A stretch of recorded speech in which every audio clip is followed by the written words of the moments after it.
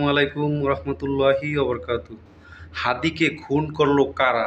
আজকের ভিডিওটিতে সম্পূর্ণ কিছু তুইলা ধরছেন পিনাকি ভট্টাচার্য দাদা। তো সম্পূর্ণ ভিডিওটি দেখেন, দেখার পরে অবশ্যই সবাইকে জোর দাবি জানাবো, সবাই জোর দাবি জানাবেন এই খুনিদের বিচারের জন্য। তো সম্পূর্ণ ভিডিওটি দেখেন, আজকের ভিডিওটি খুবই খুবই গুরুত্বপূর্ণ। ধন্যবাদ সবাইকে। বিদায় বন্ধু শহীদ হাদি। আল্লাহর সকল সৃষ্টি নিশ্চয়ই তার কাছেই ফিরে যাবে। ইন্না লিল্লাহি ওয়া ইন্না ইলাইহি রাজিউন।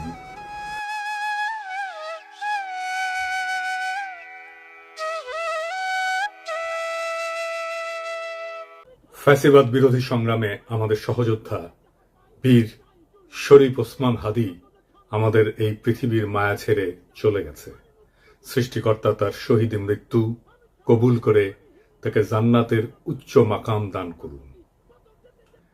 হাদির শহীদ হওয়ার খবরের পরে সারা বাংলাদেশ শোকে বিহ্বল এবং ক্রোধে বিক্ষুব্ধ হয়ে উঠছে।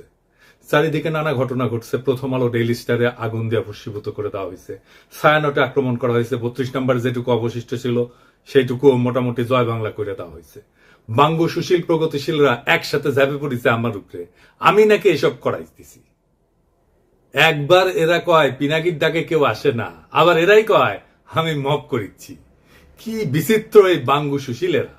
অথচ আপনারা জানেন গতকাল পরিস্থিতি শান্ত করার জন্য আমি কি না করেছি। এমনকি ডেইলি স্টারের সাংবাদিকদের যারা উদ্ধার করছে তাদের সাথে সার্বক্ষণিকভাবে যুক্ত থেকে কাজটা সুচারুরূপে যেন সম্পন্ন হয় সেটা আমি দেখছি। প্রিয় দেশবাসী, ডেইলি স্টার অফিসে ভেতরে অনেক সাংবাদিক আটকা পড়েছে। আপনারা মেহেরবানি করে সেনাবাহিনীকে আটকে পড়া সাংবাদিকদেরকে উদ্ধার করতে দিন। আপনাদের অনুরোধ করছি, মেহেরবানি করে দয়া করে আটকে পড়া সাংবাদিকদেরকে সেনাবাহিনীকে উদ্ধার করতে দিন। হাদির পবিত্র স্মৃতিকে কলঙ্কিত আমরা না করি।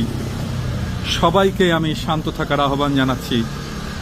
সেনাবাহিনীর যে দল এখানে তাদের উদ্ধার করতে গেছিল তারাই বার্তা পাঠায় জানাইছে তারা উদ্ধার করতে পারতেছে না, আমি যেন সাহায্য করি। যাই হোক, তবে যদি কেউ বলে যে প্রথম আলো ডেইলি স্টারের আর সায়নেটের বিরুদ্ধে অবিরাম ফাইট দিয়ে গেছি, আমি তাদের জয় বাংলা করার ইচ্ছা পোষণ করেছি, এটা সত্য। এর জন্য যদি আমরা দায় দিতে চায় দিতে পারে, ফেয়ার এনাফ, আমিও দায় নিতে রাজি আছি। তবে সাথে উদিসি আর সিবিবি জয় বাংলা করতে চাইছি, এবার হয় নাই, হবে ইনশাল্লাহ। আমি প্রত্যেকটা ইনস্টিটিউটকে অসংখ্যবার তারা কি কি আকাম করতেছে সেটা দেখাই দিছি। বলছি সংশোধিত হইতে হয় নাই। আমি প্রথম আলোর সামনে জিয়াফত করেছি, দাবি ছিল প্রথম আলোর ডেইলি স্টারের সম্পাদকীয় নীতি পরিবর্তন করতে হবে, করে নাই। তাদের শয়তানি চালায় গেছে। কয়েকদিন আগে ডিসেন্ট দেখাইলো কিভাবে জামাত, বিএনপি, হেফাজত আর আওয়ামী লীগের কর্মসূচিতে সহিংসতার ভাষা প্রথম আলোতে আলাদা আলাদা, পুরা ভাষা আলাদা। এক একটা সংগঠনের জন্য এক এক রকম ভাষা। আওয়ামী লীগের জন্য সবচেয়ে সফট, কোন পরিবর্তন নাই। জিয়াবতে আমাদের পিটায় তাড়ানো হইলেও সে কি উল্লাস ডেইলি স্টার আর প্রথম আলো সাংবাদিকদের। তো এটা বলে মানুষদের মনে থাকে, মনে না থাকলেও আমরা মনে করাই দেব। এখন প্রশ্ন, ছায়ানটে কেন হামলা? ছায়ানট কি গান শিখায়? না, গান না। তারাই বলে মুক্তিযুদ্ধের চেতনা বিনির্মাণ ছায়ানটের লক্ষ্য। এটা তো আওয়ামী বয়ান তৈরির সফট পাওয়ার। এটা তো জনগণ চিনে। হাসিনা পলায় গেছে, এরা তো আগের সেই কাজ করে যাচ্ছে। 2024-এ 5ই আগস্টের পর ফ্যাসিবাদের বিরুদ্ধে কোন কাজ করেছে এরা? করা লাগলো নি, করে নাই। 2025-এ পয়লা বৈশাখে তারা বলে বাঙালি জাগবেই, সবাই মিলে সুন্দর দিন কাটানোর সময় ফিরবেই, মানে এখন নাই, সার্থক হবেই মানুষ, দেশ, এই পৃথিবীকে ভালোবেসে চলবার মন্ত্র। মানে সময়টা চলে গেছে, আবার আপাচট করে ফিরে আসবে। এখন সবাই মিলে সুন্দর করে দিন কাটাইতেছি না, এই কান্নাকাটি ওদের থাকবে। এই গান তো করতে আসে নাই, রাজনীতি করতে আসছে। মাইক খাবে না? আমাদের হাদিও একটা কালচারাল ফ্রন্ট করেছিল, ইনকিলাব মঞ্চ, ওরা তো মাইরাই ফেললো আওয়ামী লীগের লোক। তার পাল্টা তো আপনাদের ভাঙচুর হইতেই পারে, মাইনা নেন। আওয়ামী লীগ তো এতদিন একটা ভাব নিছে কি, গিলে করা পাঞ্জাবি পরবে, একটা পাশে চটি ব্যাগ থাকবে, সিথি করে চুল আঁচড়াবে, হ্যাঁ, এরপরে একটু একটু রবীন্দ্রনাথ করবে, শান্তিনিকেতনী ভাষায় বলবে, অশুদ্ধ অশ্লীল একদমই বলা যাবে না। এই করে করে করে করে আসাদুজ্জামান নূর শুধু গণহত্যাই করবে না, তার গাড়ি বহরে যারা হামলা করছে তাদেরকে গুম করছে, খুন করছে। এই যে ছায়ানটি, এই যে উদিচি, এই পুরো গ্রুপটা, তাদের প্রোডাক্ট কারা? এই যে হুমায়ুন আহমেদের সাহেবের যে নাটক করতো, আমির খসরু, খসরু কি জানি, খসরু ভুলে গেছি, স্বাধীন খসরু। ভাবেন 54 বছর বয়স এই স্টুপিডটার। মানে আওয়ামী লীগ যে কত বড় স্টুপিড হইতে পারে, ওদের সব গেছে। মানে ওরা এই দুনিয়ার সমস্ত নারী অধিকারের তো টেন্ডার নিয়ে আসছে, নারী অধিকার নিয়ে কথা বলবে, ওরা সংস্কৃতি কর্মী। এই যে একজন মহিলা উপদেষ্টা, তার ছবিটা পিছনে রাইখা যেই ভাষায় যা বলতেছে, এইটা তো ছাপরি বললেও হয় না, এটা দুনিয়া কোথাও নাই, এটা কোনো ক্লাসই নাই। মূলত আওয়ামী লীগ এই ক্লাসেই বিলং করে। তো আওয়ামী লীগ যে এই ক্লাসে বিলং করে, এইটা যাতে ধরা না পড়ে, এই জন্য তারা এইরকম গিলে করা পাঞ্জাবি, অনেক বুদ্ধিজীবী তাত্ত্বিক, এই যে তাদেরকে দিয়ে দিয়ে দিয়ে দিয়ে প্রচুর ভেগ কথাবার্তা বলাইতো। আপনি অর্ধেক বুঝবেন, অর্ধেক বুঝবেন না, আলো আধারি ভাষা, চর্যাপদের মতো, মানে বিরাট একটা তাত্ত্বিক ব্যাপার। এই বলে বলে তারা বাঙালি জাতীয়তাবাদের নামে বাংলাদেশকে টুঙ্গিপাড়ার কলোনি বানাইছিল। আমাদেরকে এখন যেটা করতে হবে, সেই কলকাতা এবং টুঙ্গিপাড়ার কলোনিয়ালিজম ভেঙে ঢাকার বাংলাদেশ গড়ে তুলতে হবে। আর বাংলা মানে আর এখন আর কলকাতা না, বাংলা মানেই বাংলাদেশ। এই স্বাধীন পরিচয়ের জন্য আমাদের দীর্ঘ প্রস্তুতি নিতে হবে, মনস্তাত্ত্বিক লড়াই, সাংস্কৃতিক লড়াইয়ের জন্য। আমি আশা করছি যে আপনারা সবাই যে যার পরিসরে, জুলাই শুধু বাঁচিয়ে রাখলে হবে না, জুলাইকে মাথা উঁচু করে বাঁচিয়ে রাখতে হবে। তাহলেই বাংলাদেশের স্বাধীনতা, সার্বভৌমত্ব বাঁচবে, বাংলাদেশ বাঁচবে। তাহাদিরা আসলে মারছে কে? হাদির হত্যাকাণ্ডের পিছনে ডিজিএফআই আছে, এটা আমার শক্ত অনুমান। প্রত্যেকটা জায়গায় ডিজিএফআই এর সিগনেচার বর্তমান। কেন কইছি? কারণ ওয়াকারের পথ বালক আর ডিজিএফআই হাদির ঘটনা নিয়ে একদম প্রথম থেকে উদ্দেশ্যমূলকভাবে মিথ্যাচার করতেছে। কিভাবে? একদম দেখাই দিই চোখে আঙুল দিয়া। ঘটনা ঘটে শুক্রবার 12 ডিসেম্বর দুপুরের দিকে। ঘটনা ঘটার সাথে সাথে এই ওয়াকারের পথ বালক আসল অপরাধীকে আড়াল করার জন্য কইল কি, ভারত থেকে আসছে নাকি 80 জন শুটার বানোয়াট গল্প প্রচার করলো। কিন্তু ডিসেন্টের অনুসন্ধানে আসল অপরাধী বের হয়ে আসলো, আদাবরের লীগের সন্ত্রাসী যে জেলে ছিল, তারা জামিন করাইছে বিএনপির নেতা। তারপরে কি হলো? ঘটনার ঠিক পরের দিন সে অপরাধীর অবস্থান সম্পর্কে ভুয়া ডাহা মিথ্যার তথ্য ছড়ায় যে অপরাধীরা 12 ডিসেম্বর শুক্রবার সন্ধ্যায় ভারতের গুয়াহাটি পৌঁছে গেছে। অথচ আবার সে নাকি এটা আবার হোয়াটসঅ্যাপে ইন্টারসেপ্ট করে পাইছে। চিন্তা করেন। অথচ অপরাধ ঘটে দুপুরের দিকে ঢাকা থেকে রওনা দিয়ে সন্ধ্যায় আসামের গুয়াহাটি পৌঁছানো সড়ক পথে অসম্ভব একটা ঘটনা।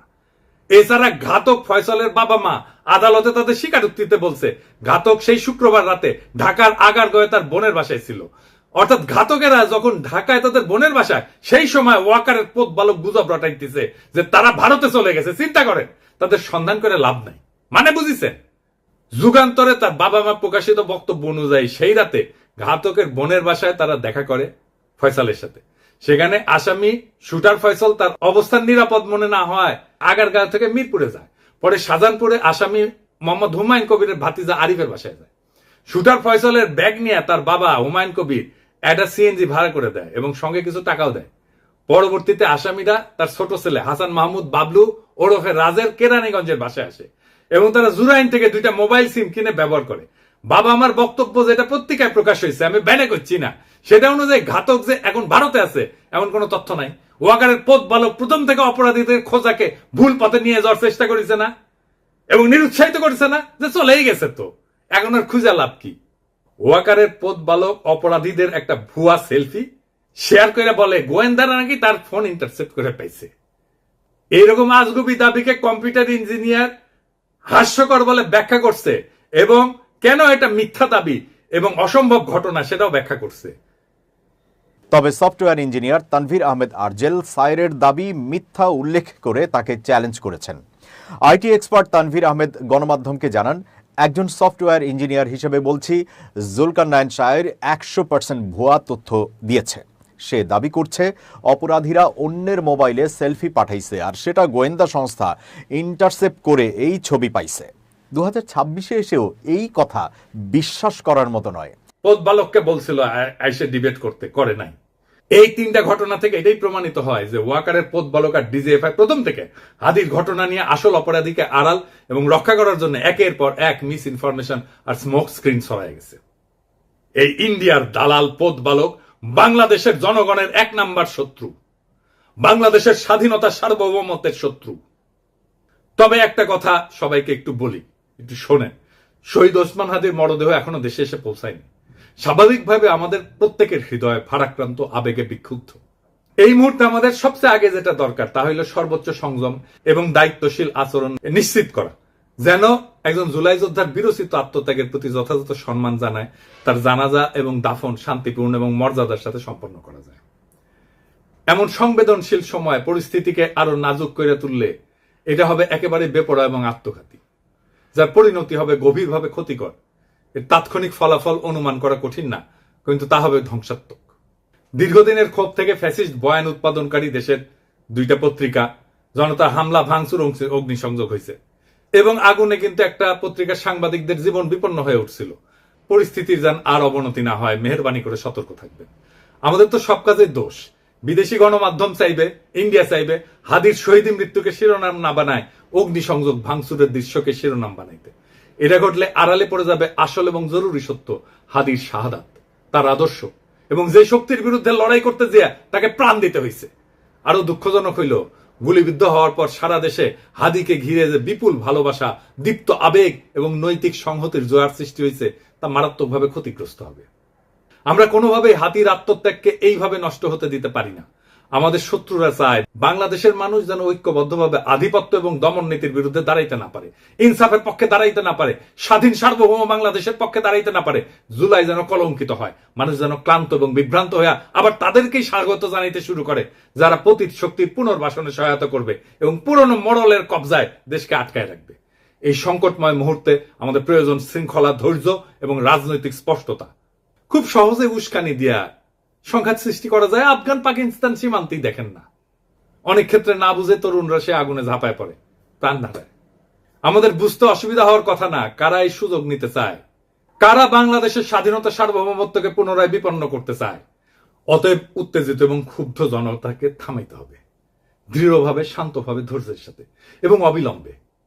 হাদির লড়াইকে রক্ষা করার জন্য, নতুন বাংলাদেশকে রক্ষা করার জন্য, বিপ্লবকে রক্ষা করার জন্য এবং যে ইনসাফ, মর্যাদা এবং আদর্শে অবিচল থাকার কারণে হাদিকে জীবন দিতে হয়েছে, সেই সুমহান লক্ষ্যের স্বার্থে আমাদের এই দায়িত্ব পালন করতেই হবে। আমরা সেটা করব ইনশাল্লাহ। ইনকিলাব জিন্দাবাদ, শহীদ হাদি অমর হোক। আল্লাহ যতদিন বাঁচায় রাখবে, স্বাধীনতা, সার্বভৌমত্ব, ইনসাফ এবং সততার জন্য লড়াই করব। এই লড়াই আমাদের জিহাদ ইনশাআল্লাহ।